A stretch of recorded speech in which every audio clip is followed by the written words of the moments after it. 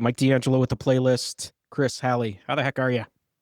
Well, Great. incredibly. How How the the heck are heck are you? you? I am friggin' great. Incredibly well. I love Crime 101. It's a really cool like throwback to these classic heist movies across the decades that we've seen, and I mean that as a high compliment because there have been so many of these like classic heist movies, great heist movies. What part of the pitch, because I'm sure you've received a few over the years, what part of the pitch, the script, the novel, whatever it was, made you think, okay, this one could stand maybe shoulder to shoulder if we do this right? I think what it reminded me of was there was a nostalgia, firstly, just with the world that it was creating. The fact it was Mhm. to be shot in LA. We don't see, I think, shot in LA anymore. But it was the fact that the story didn't bash the audience over the head with the answer. It allowed their ambiguity. It allowed a question to be proposed without giving the answer. And so it's left up to the audience interpretation. And I think an audience appreciates that. There's something respectful about not having to sort of dumb everything down and explain every beat to the audience. And everyone we've spoken to has sort of responded in that same way and said, "Oh, there's a lot of ambiguity. There's a lot of moral questions which are raised, and God, it's not as simple as black and white. It's not as simple as good and evil. It's not as simple as what. It's far more in the grey. And each of these characters are going through this sort of existential crisis of sorts, and there's a need and willingness to sort of shed the old skin and look deeper. Yet it's done in this big, entertaining way, and Mhm. there's insane, beautiful car chases and action, but it's matched by the intensity and propulsion through the dramatic scenes too. And Yeah.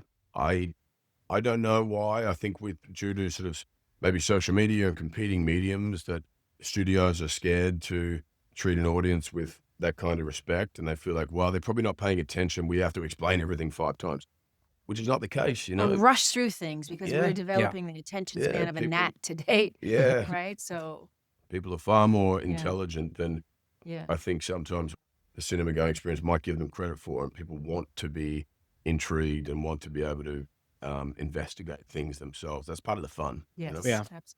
It meets us at the time we're in, Yeah. like it Mm. has us questioning a lot of the systems that we feel are broken in society. Like, and if you play by the rules, do you necessarily end up on top?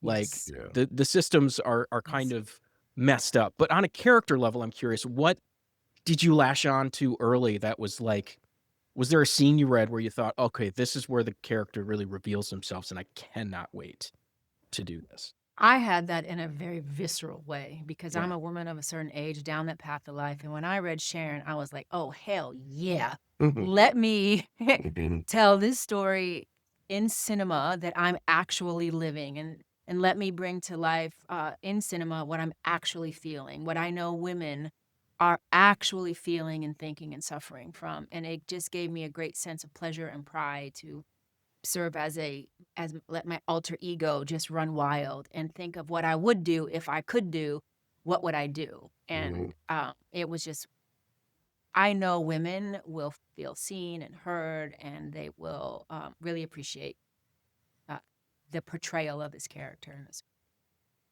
Amen. Particularly in those interactions with your boss. Yes.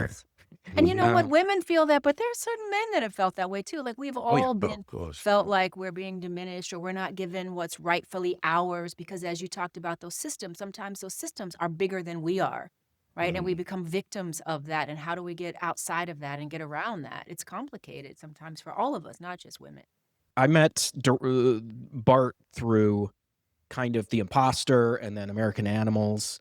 Um, I'm curious what you think he brings to this that especially coming from like documentary storytelling and hybrid Yeah. storytelling, there's a real pull towards realism that I feel like he brings. Do you think that rings true? Oh, absolutely. And a deep integrity and need for truth and a great sort of BS meter Yeah. on that feels fabricated or that feels like movie trope. And we saw that in the writing, and then we also on set, or just from my personal experience, anytime I would do something that felt familiar to something else I had done, or felt like a movie moment, He was like, no, let's bring it in this direction, and let's make it a little more unpredictable, and it wasn't about having a character that was all-knowing and strong and courageous. It was kind of the opposite. It was like he engages in this particular skill set, line of employment, being the sort of in the criminal world, in the heists, but he has the same human emotions that the vast majority of us has about who am I, what am I doing, what's my purpose. There's a discomfort in his own skin that he's trying to navigate, connection with people, seeking deeper meaning to life. He's been, I guess he drank the Kool-Aid as far as the fulfillment lies in material wealth. And he's, he literally has a number in mind that if he reaches that, it will solve all his problems. And he's coming to realize that that's not the case. And there's an inner protest that arises from his, psyche, his soul, that says about something else. It's about human connection. It's about love. It's about support. It's about community. All the things he's lacking. And Bart certainly created an environment for all of us to have a voice. He wrote this incredible script, but he insisted on the realism and the truth within all these interactions. Obviously, I wouldn't be doing my job if I didn't at least mention Avengers Doomsday at least once or twice with that poster back there. I just talked to Famke about this, Halle. Like, even if I asked you, are you in Avengers Doomsday? You could in give Avengers Doomsday?